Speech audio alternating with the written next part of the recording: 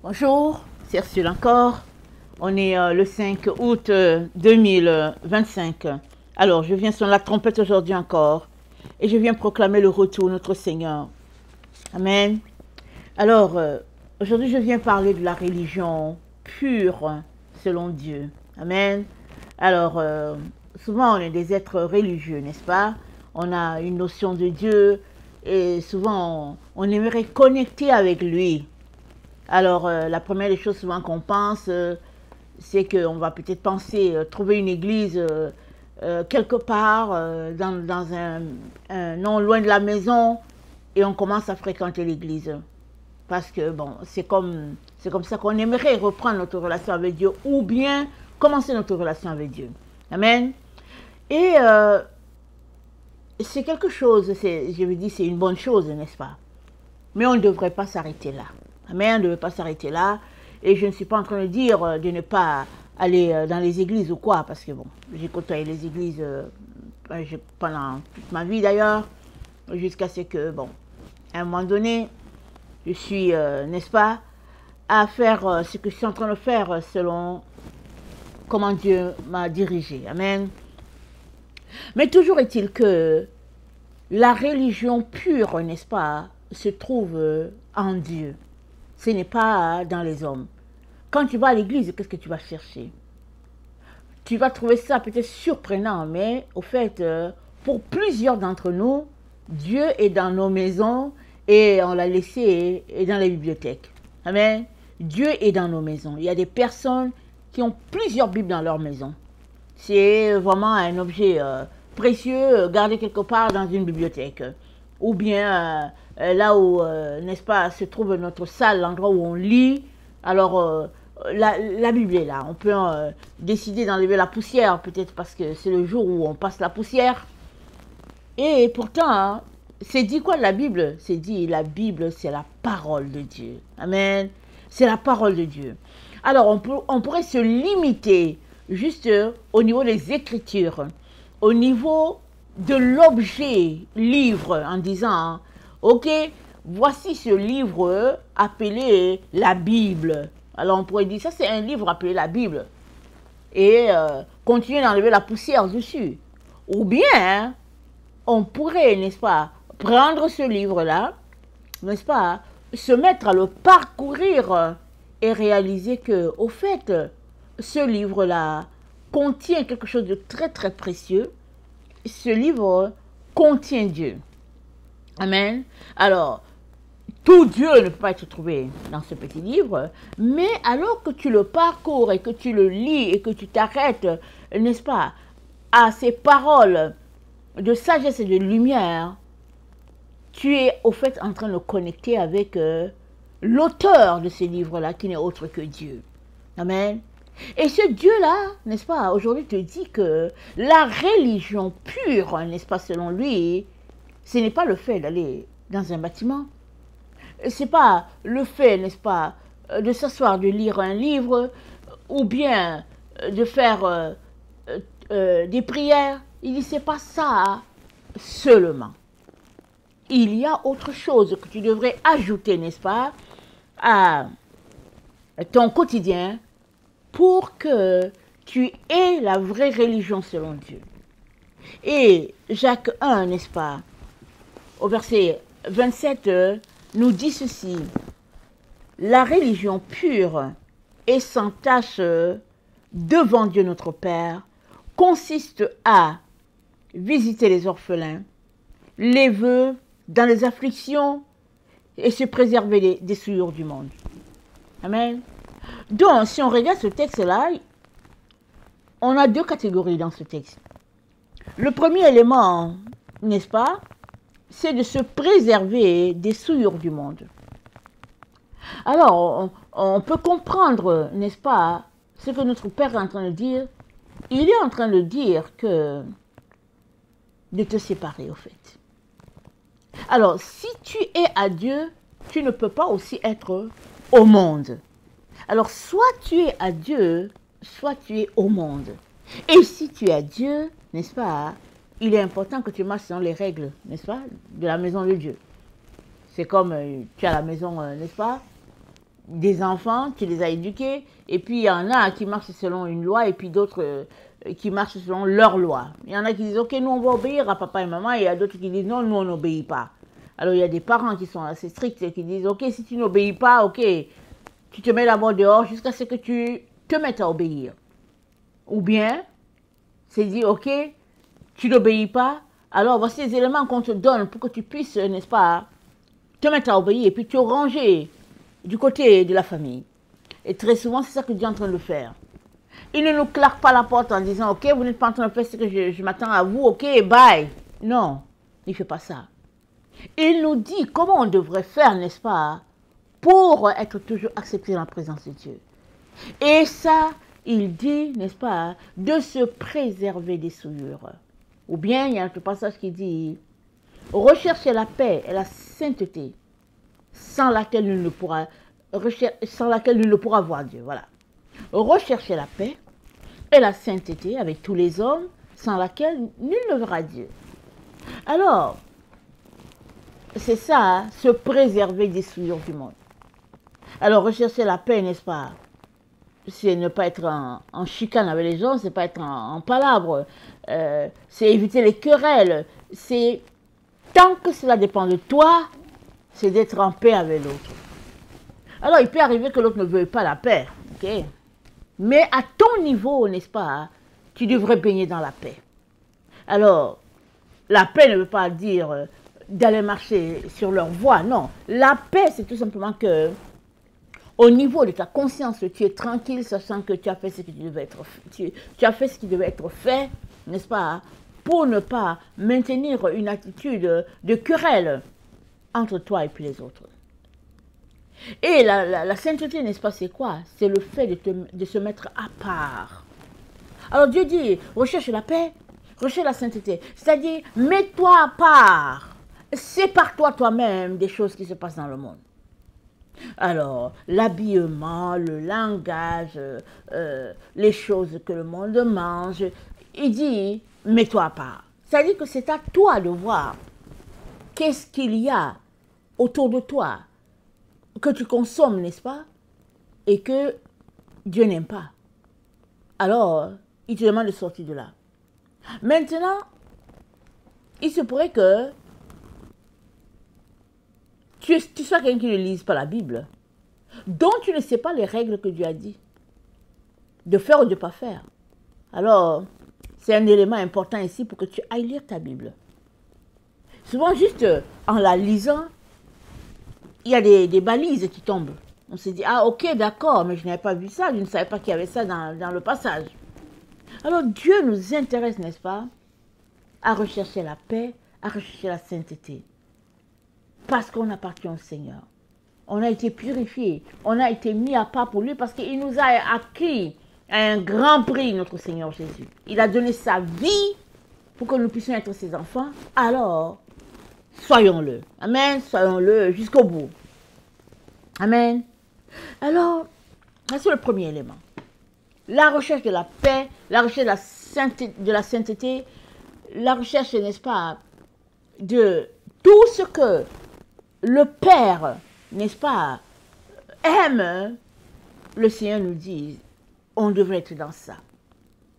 Parce que on lui appartient. Normal qu'en tant que ses enfants, n'est-ce pas, ils nous disent quoi faire et comment le faire. Amen. Le deuxième élément, qui est dans la religion pure et sans tache dont nous parle le Seigneur, c'est le fait, n'est-ce pas, de s'occuper d'une catégorie de personnes. Ici, c'est dit, la religion pure et sans tache devant Dieu consiste à visiter les orphelins, visiter les orphelins et les veuves dans leur affliction. Ça, c'est la deuxième catégorie.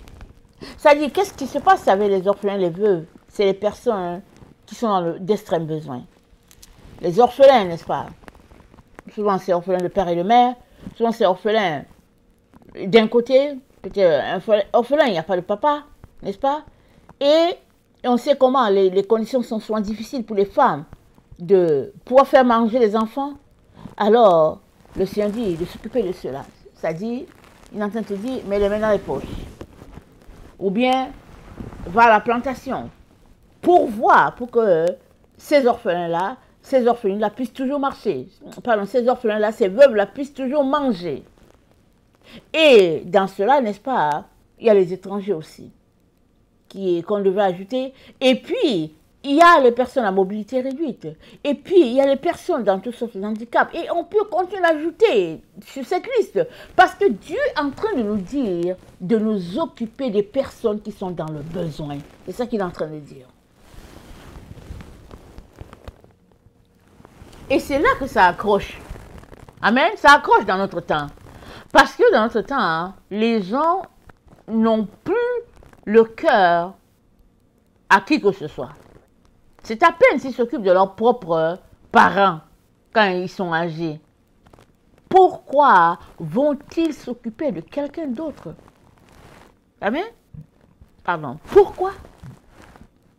Si tu n'es pas capable de t'occuper de celle-là qui t'a porté et qui maintenant a des cheveux blancs, de celui-là qui s'est occupé de toi et qui maintenant a les cheveux blancs, si tu n'es pas capable de t'occuper d'eux, comment vas-tu t'occuper de quelqu'un d'autre qui a les cheveux blancs? N'est-ce pas? Alors on pourrait justifier ça. Comme, n'est-ce pas, ça se passe souvent, on dit que non, mais quand leurs enfants étaient petits, ils ne se sont pas occupés de leurs enfants, alors normal que maintenant qu'ils sont vieux, les enfants ne s'occupent pas d'eux non plus. Mais non, ça n'a pas de sens.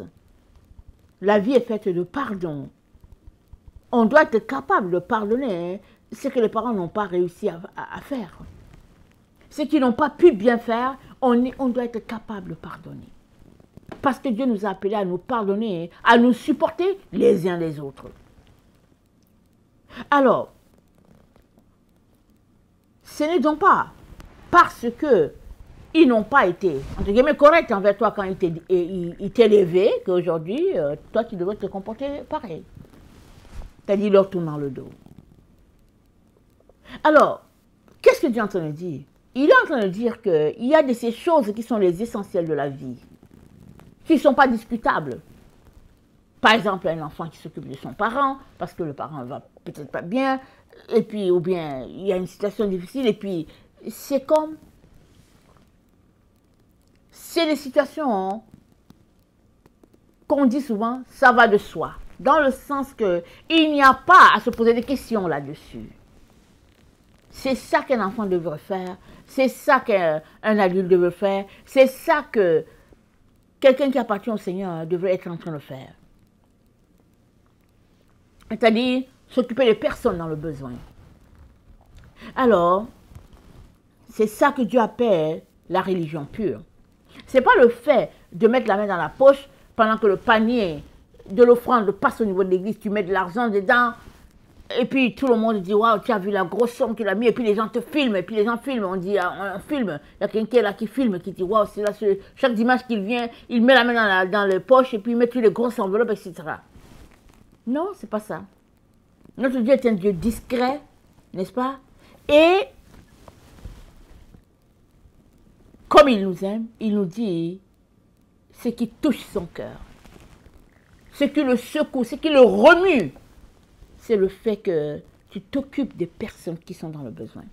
C'est le fait que tu cours au secours d'une personne qui a besoin de ton aide. Sans attendre quelque chose en retour. Dans le livre des Actes, n'est-ce pas, Acte 10, on est informé de la vie de Corneille. Amen. C'est dit qu'il passait son temps à faire les aumônes à Jérusalem. Mais Corneille était un soldat romain. Et Jérusalem, c'était les Juifs. Mais Corneille leur faisait des offrandes. Il leur donnait, n'est-ce pas, il leur faisait du bien. Il leur donnait l'aumône. Il bénissait les gens. Il était, sans le savoir, en train de pratiquer la religion pure que Dieu aime. Mais lui, il ne savait pas.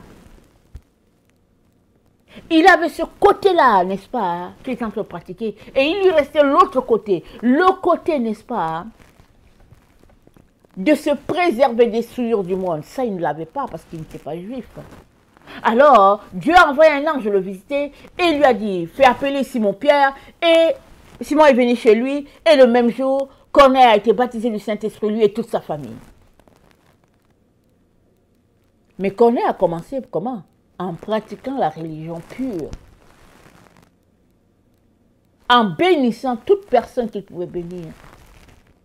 Leur offrant, n'est-ce pas, ce qu'ils avaient besoin.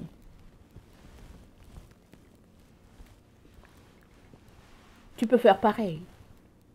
On n'a pas besoin de sonner la cloche. En train de marcher, on dit que qu'est-ce qui se passe? On dit que ouais, il y a celui qui donne celui qui donne le monde est en train de passer. Pas besoin de ça. Dieu nous appelle à une vie de discrétion.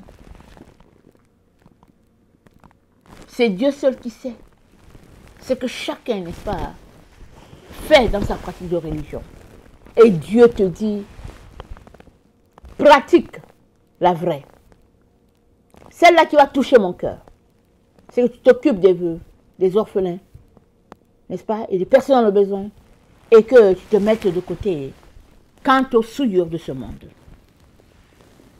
Amen. Alors, c'est quelque chose de difficile, ok? On ne dit pas que c'est facile, c'est quelque chose de difficile.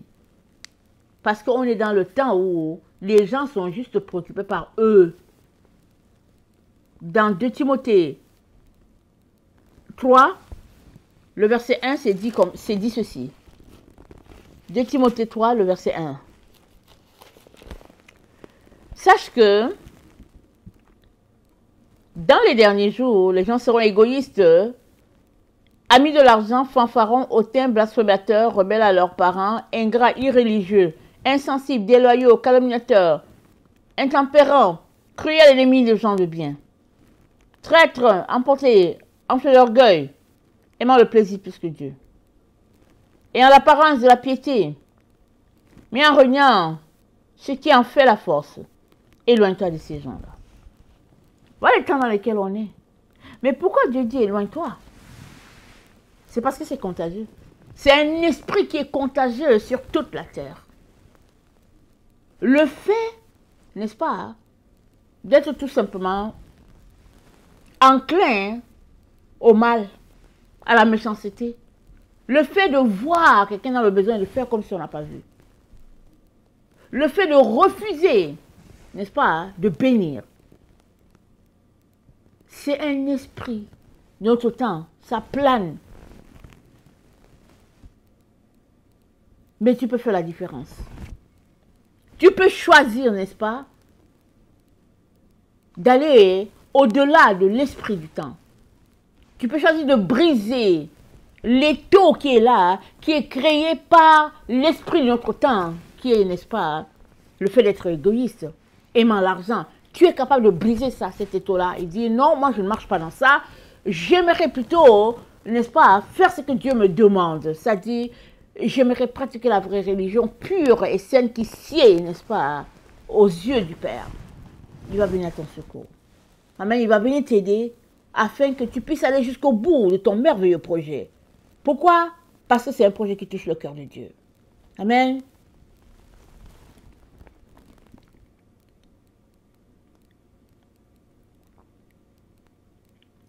Jacques 2, le verset 14 dit: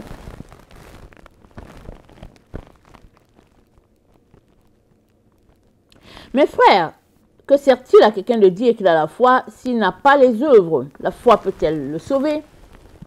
Verset 17. Il y en a ainsi de la foi. Si elle n'a pas les œuvres, elle est morte en elle-même.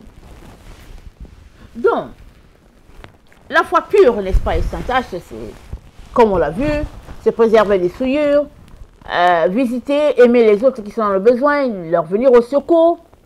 Et le fait de venir au secours aux gens, c'est quoi? Ça, c'est pratiquer les œuvres. Ça, c'est pratiquer les œuvres qui sied, n'est-ce pas, aux yeux du Père.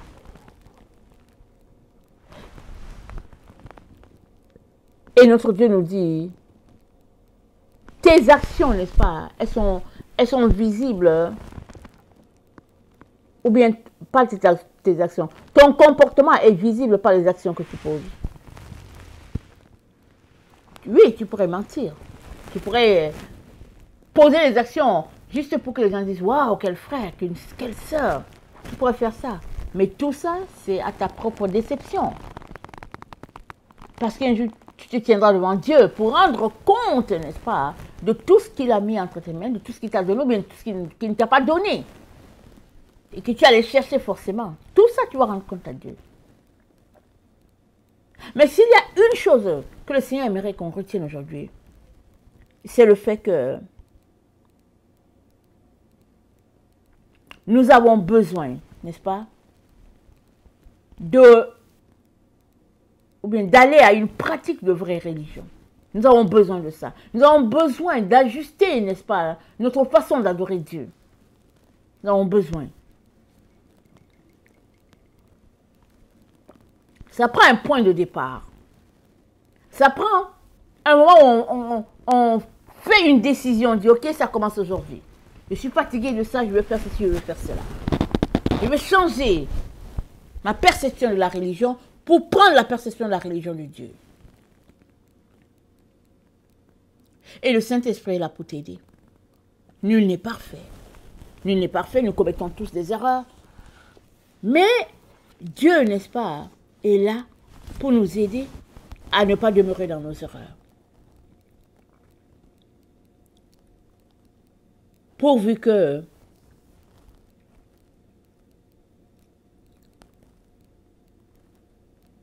tu restes attaché au Seigneur. Amen. Pourvu que tu restes attaché au Seigneur. Et lui, n'est-ce pas, veillera à ce que cette pratique de pure religion devienne comme une seconde habitude pour toi.